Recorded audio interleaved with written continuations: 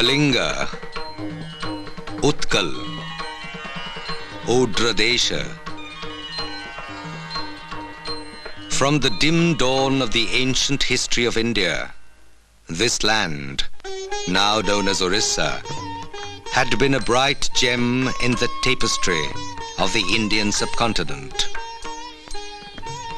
Ever since the great Ashoka found his enlightenment in this holy land, after the Kalinga War in the 3rd century BC, Utkal witnessed several dynasties, one after another, down to the second half of the 16th century.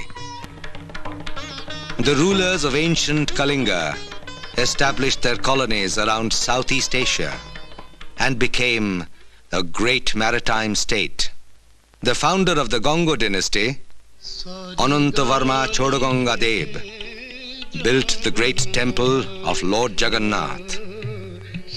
The poet Jayadev composed his immortal lyric Geeta Govinda.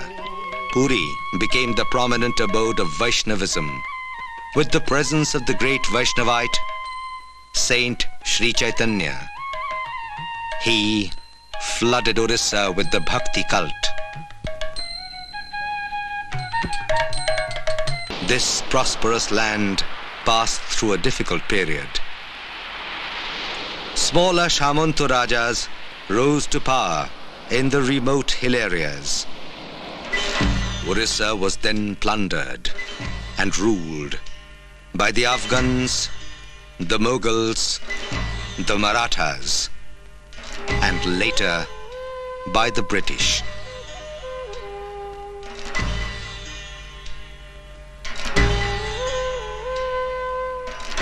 The British entered the region in 1803. The first to revolt against the British was Boxi Jagobandhu, the chief commander of the King of Khurda. He led the rebellion known as the Pike Rebellion of 1817. The British suppressed it with much difficulty and arrested Boxi Jagobandhu in 1825. He died in jail in 1829, the first martyr of Odisha. However, the dormant fire of rebellion of the people of Odisha flared up during the great Indian uprising in 1857. It was Veer Surendra Sai who raised the standard of revolt in Sambalpur along with his 1,000 brave followers. The British were able to suppress the great rising all over India, but not in Sambalpur. Surendra Sai continued his relentless struggle for years after 1857. He was eventually captured with his followers in 1864 and thrown to prison. It was there he breathed his last and became a martyr and a legend for the cause of his motherland. The clarion call of the Rani of Jhansi, Lakshmi Bai, echoed throughout the length and breadth of India. Chaki Khuntia, also called Chandan Hajuri, the temple priest of Lord Jagannath, marched to join the war against the British and to fight along with her. He was arrested by the British before he could reach his destination. His meager property was confiscated. Even his livestock, 2 cows, were auctioned by the mighty British.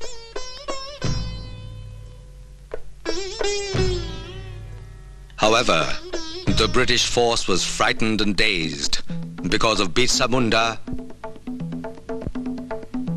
Tribal revolt spread like wildfire in Singhbhum, Kendujhar, and Balasore.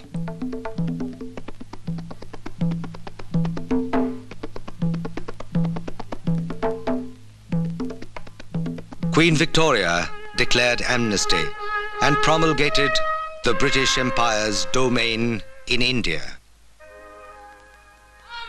The National Congress was founded in 1885.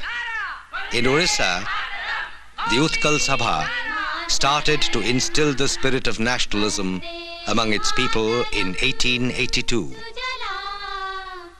The Utkal Sabha merged into the mainstream of the freedom struggle in 1889 by joining the National Congress in its session held at Bombay.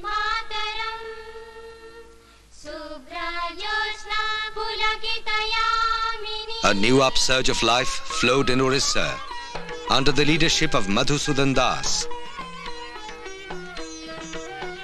Gopabandhu Das founded the Satyavadi Vanavidyalaya. The education imparted was in the nationalist line, inspiring students with the spirit of national consciousness. It was a man-making institution. Eminent educationists like Phokir Mohan Senapati,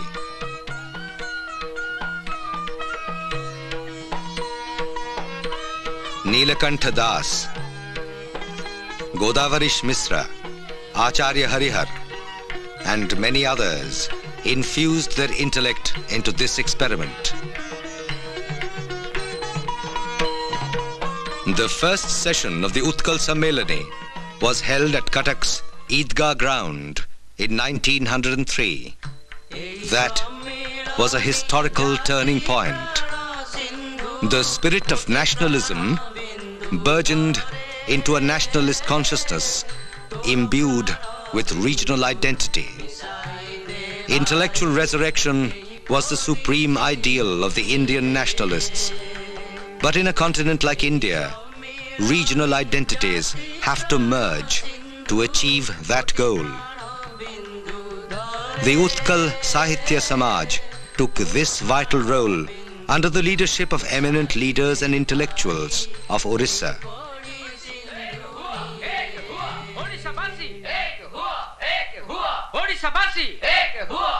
Till 1936, Odisha was not a separate province. At different stages, it had been amalgamated with Bengal, Bihar, Andhra, and Madhya Pradesh. In 1919, Gopabandhu proclaimed, "Our nationality depends on our Oriya language. With the abolition of our language, there will be an abolition of our province." Hence, the question of a separate province of Odisha. This persuaded the British government to form a committee under the chairmanship of Sir Samuel O'Donnell for the demarcation of the boundary of the province. With the persistent arguments and counter-arguments between the British Raj and the Utkal Sammelani and the powerful moral support of the National Congress, Odisha was given recognition as a separate province on the 1st of April, 1936.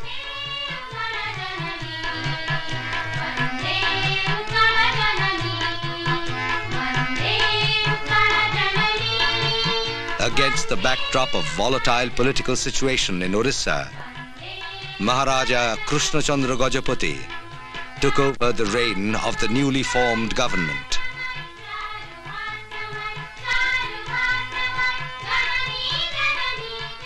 In the 1920 session of the Indian National Congress, the non-cooperation movement was adopted. Pandit Gopabandhu attended the session. On his return, he formed the Provincial Congress Committee and proclaimed, "Non-cooperation is the way to achievement." His message reached every nook and corner of Odisha, and the general public were enthused. The newspaper Samaj, founded by Gopabandhu Das, played a vital role in this historic movement.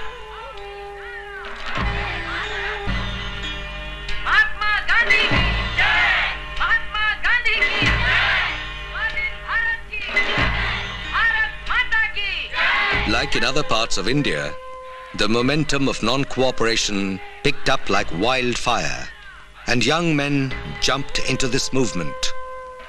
The students left their classes from schools and colleges.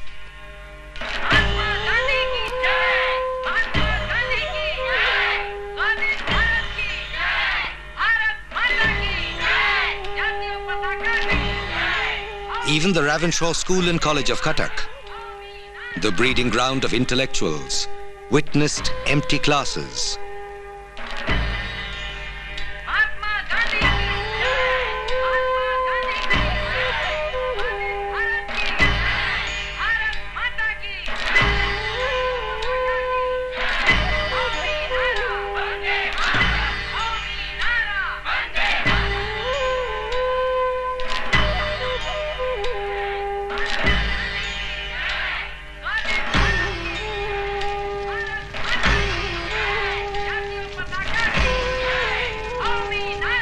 Fire engulfed foreign goods in remote villages as a symbolic support for the non-cooperation movement.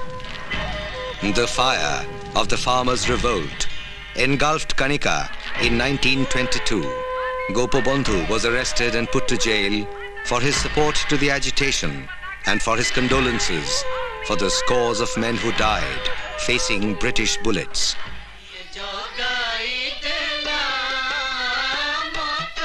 Behind this backdrop, Gandhiji visited Odisha for the first time in 1921. On the sandy banks of the Kathojudi River in Cuttack, an ocean of humanity thronged to hear Mahatmaji. He inspired the people of Odisha and brought confidence in their national movement. The long smouldering fire of nationalism in Odisha got a new fillip. As a historical milestone, Oriya women came forward as outstanding Congress workers. Rama Devi, Malati Devi,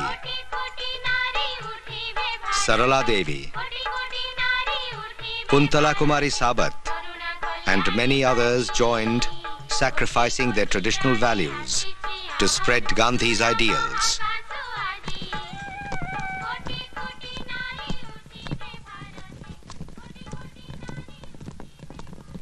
The untimely death of Gopabandhu put Odisha under the pall of grief.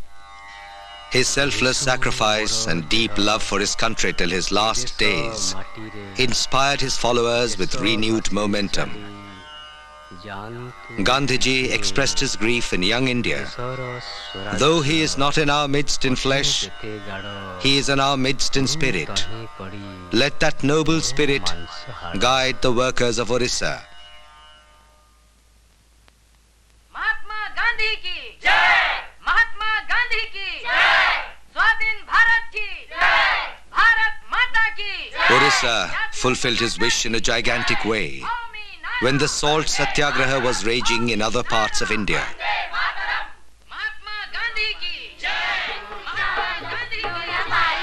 On the 6th of March 1930, on the occasion of Gandhiji's historic Dandi March,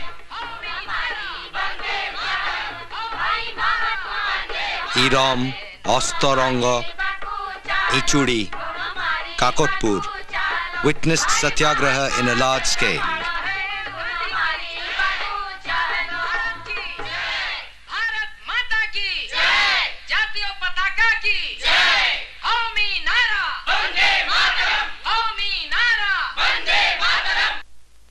Bullets and batons showered on the non-violent volunteers. Top leaders like Hare Krishna Mahatab, along with scores of others, were arrested. Rama Devi and Malati Devi took the lead among women volunteers and faced the same fate of torture in Kuhudi, Rambha, Kujanga. While the civil disobedience movement continued unabated in other regions of India, the formation of the Banar Sena in Odisha was unique. With encouragement from Subhash Chandra Bose, boys of 11 and 12 years of age were mobilized to work as volunteers. The symbolic martyrdom of a 12-year-old boy baffled the British Raj in controlling the engulfing fire of revolt. Baji Raut, a boatman, refused to ferry British soldiers and fell a victim of their bullets. The anger of the people gave vent to serious consequences with the emotional outburst of poet Sachi Raut Rai.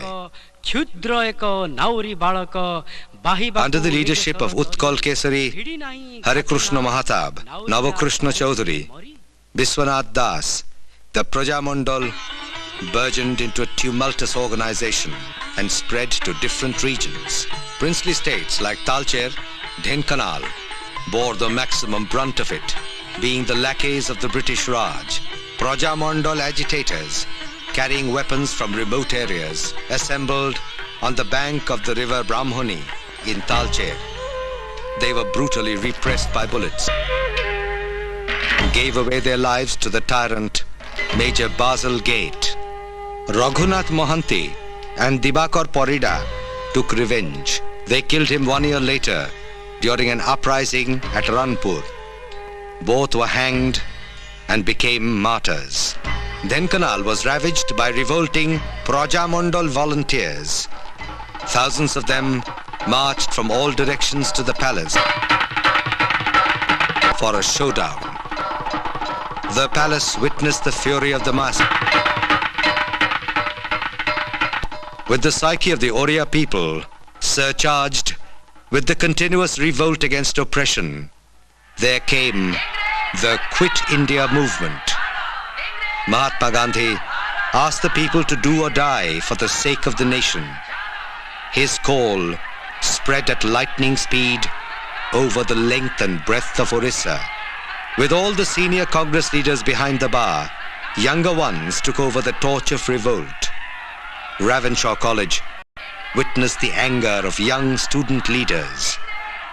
Offices were burned and records destroyed. Lakhan Naik, the young Adivasi hero of Koraput, aroused the Adivasis and flung them into the movement. He was arrested and hanged in Berhampur jail. Jajpur witnessed a massacre of agitators by the British force. Hundreds of people became martyrs. The Gurupal area of Balasore declared independence. The national flag was hoisted and a government was formed. Other regions also followed. Such smouldering of the revolutionary fire got surcharged with the formation of the Indian National Army in Singapore by Netaji Subhash Chandra Bose.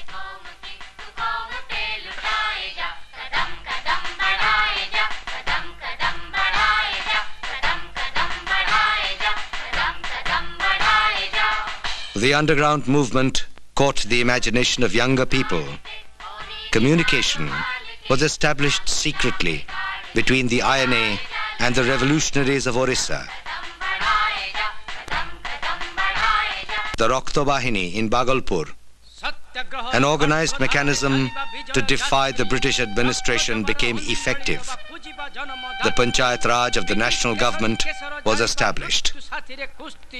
आइन कानून भांगी दबा तर असरे जबरदस्ती आइन कानून भांगी दबा तर असरे जबरदस्ती असरे जबरदस्ती असरे जबरदस्ती असरे जबरदस्ती. The Bhandari Pokhari police station at Balasore was attacked by a mob and set on fire. The Basudevpur police station was attacked by a mob of 5,000 men and women. Ruthless killing by the police put Jallianwala Bagh to shame. After the prolonged throes of the freedom struggle, the British had to quit India ultimately. The long-cherished dream of freedom took shape in reality on the 15th of August, 1947. To achieve this goal, the people of Odisha offered their tears and their blood that mingled with all the Indians. The prophecy of the venerable leader and poet Madhusudan Das was thus fulfilled.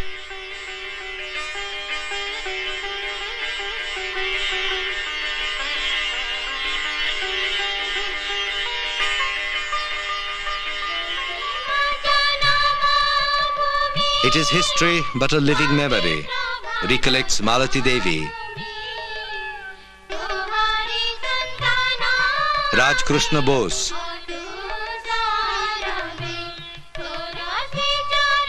Radhanath Rotha, and many other freedom fighters. In memory of those who gave their yesterday for today, a lamp burns. never to be extinguished.